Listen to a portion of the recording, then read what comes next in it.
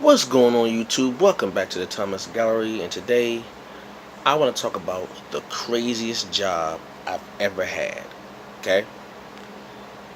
This was about maybe 3, 4 years ago. Shoot. I was working at this printing company. This printing company was pretty well known. They did a lot of the magazines and a lot of the um, coupon newspaper. When you go like to a CVS or a dollar store, like the little newspaper coupon papers, they did that. And they're very well known throughout the country and the world for real. And the reason why this was crazy is because what the job entailed. Now, I always say, anytime somebody used to ask me, well, what is it like working there? I would tell them straight up that that particular job, if you are not careful, you can get seriously injured. That particular job can either hurt you by cutting you, burning you, or crushing you. Okay? That's how dangerous this job was. You can get hurt 3 different ways. It can cut you, it can burn you, or it can crush you. Either way. So, what made it so crazy was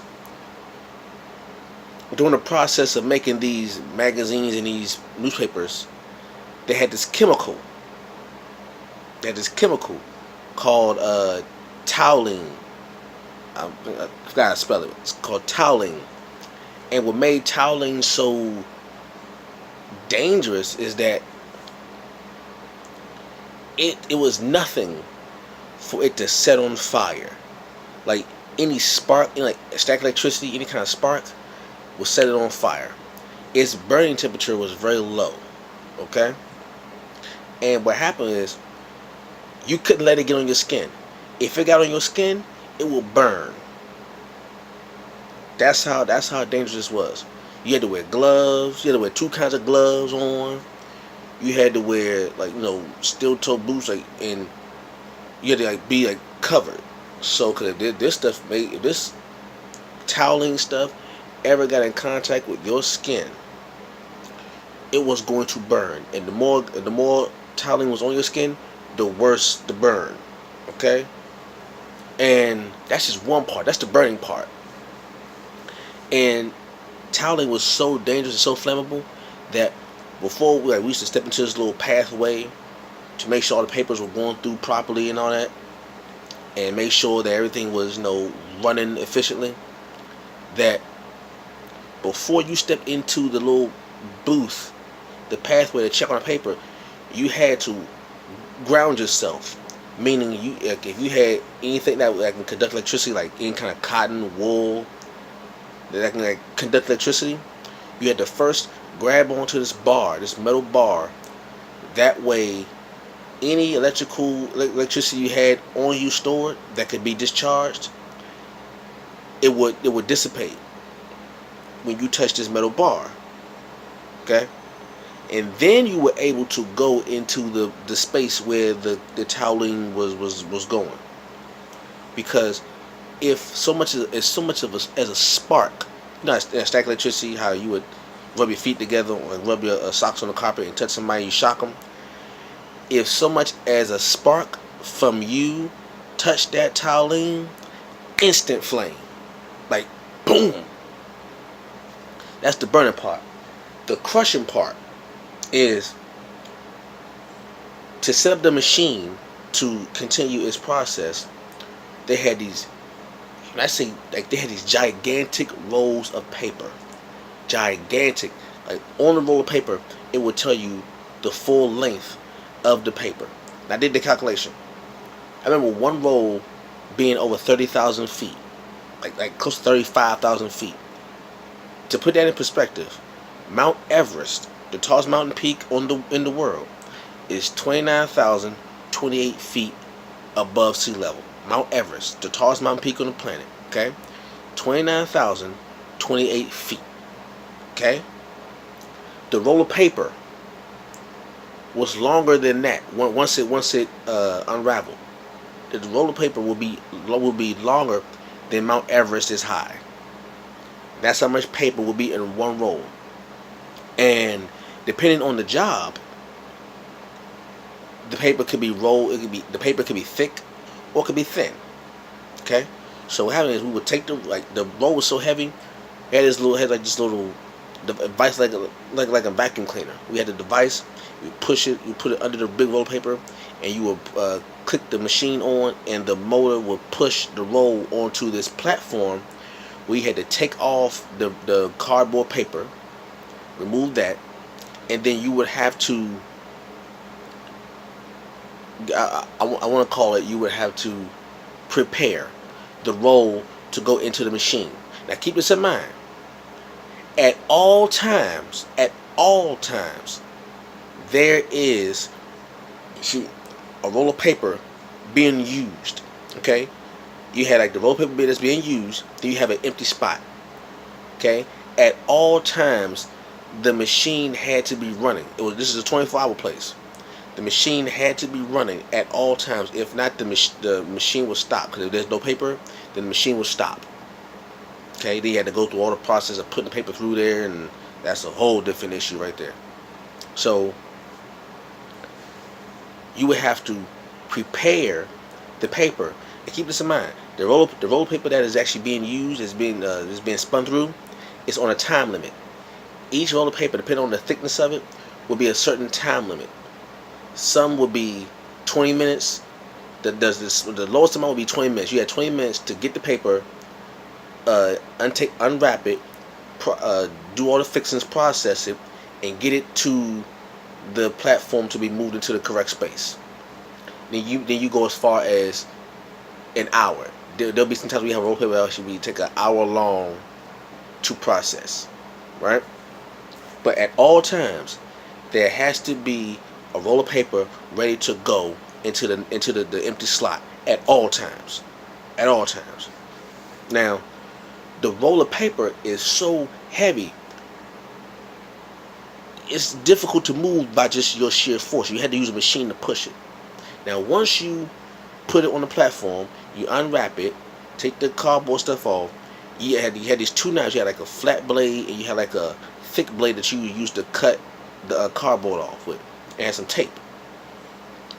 And you had to do. I wish I could show you how like the process. It was like being at Benihana with the hibachi chef going on with the knives and stuff like that. That's what it felt like when you at that place. You had to take the wrapper off, cut any excess paper. Like if they were like, and it couldn't be damaged.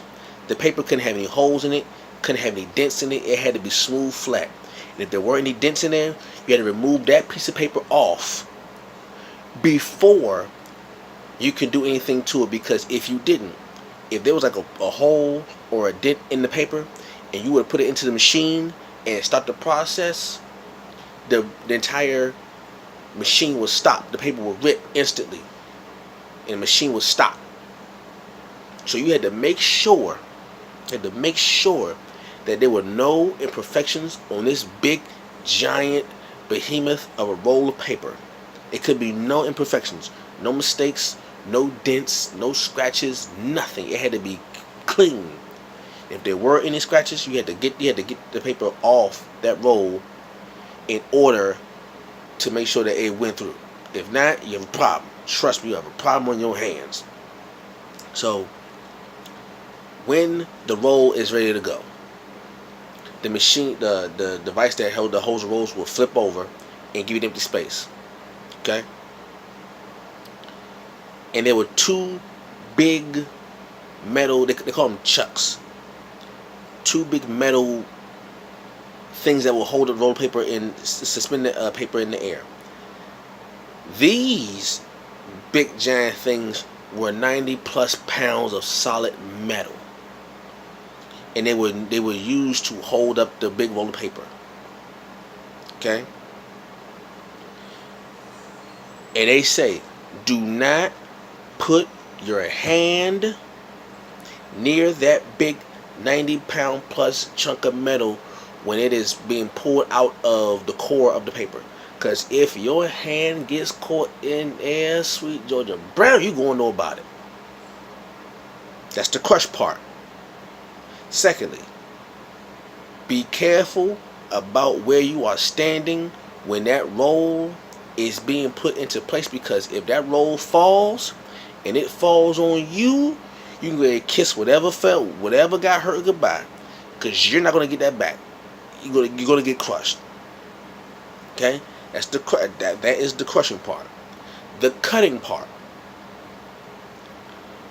Throughout the entire machine, the machine like about like 50 to 60 feet long.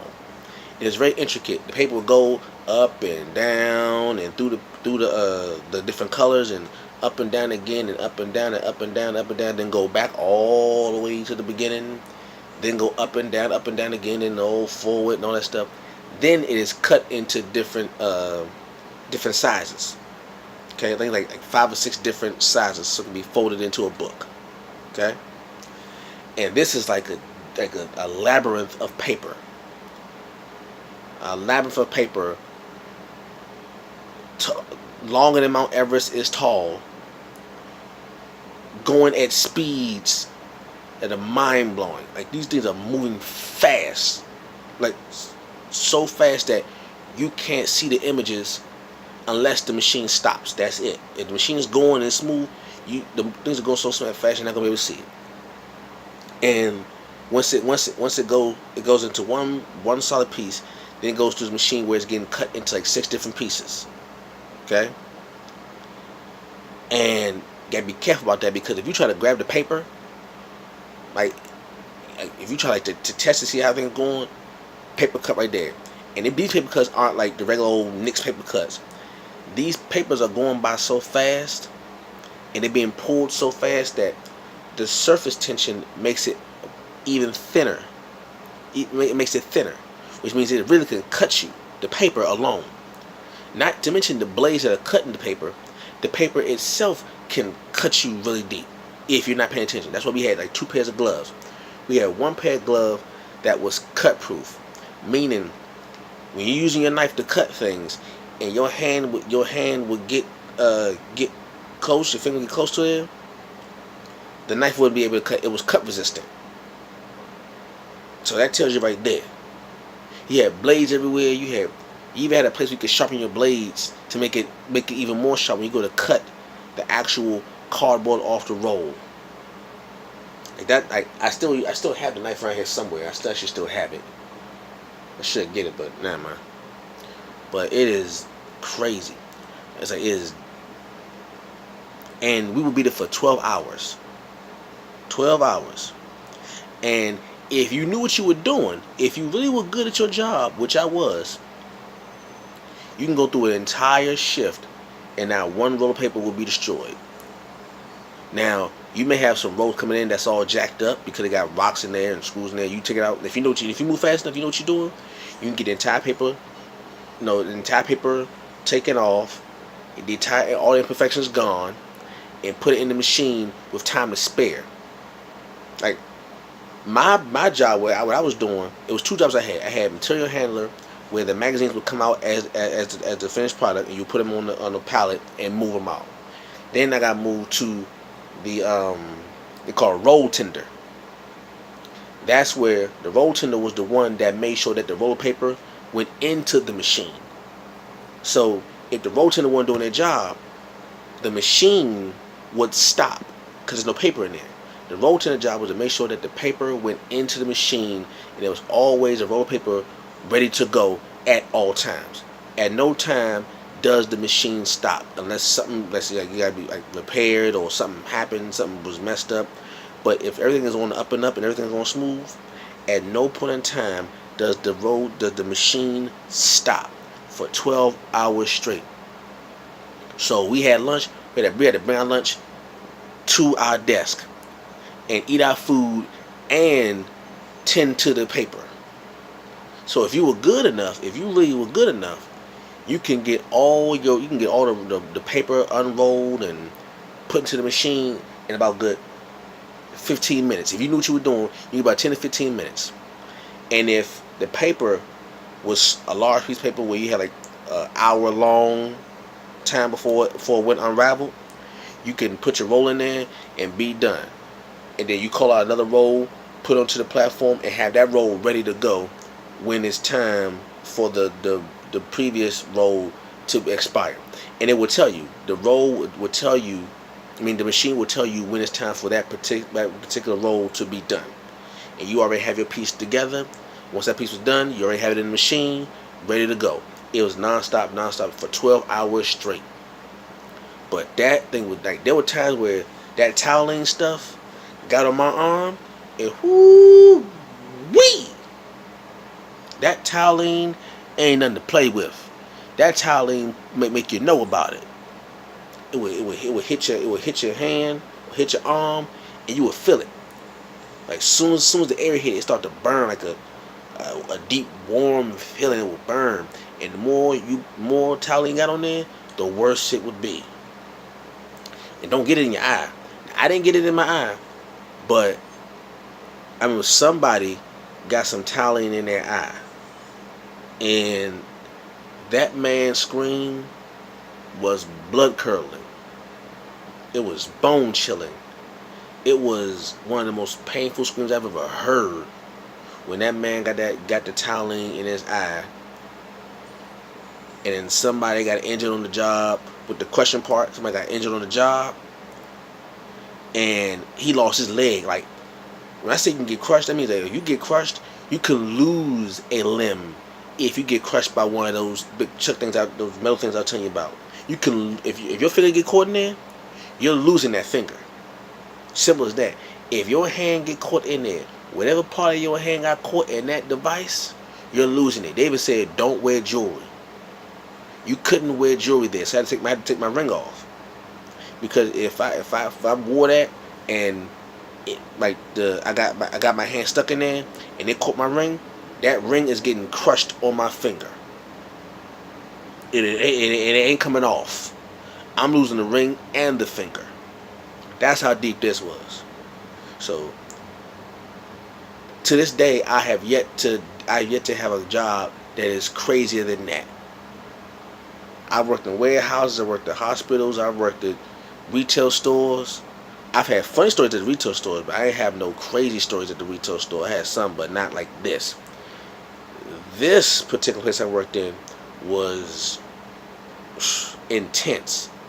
You had to be on point every single time, because, like I said, you either can get cut, burned, or crushed.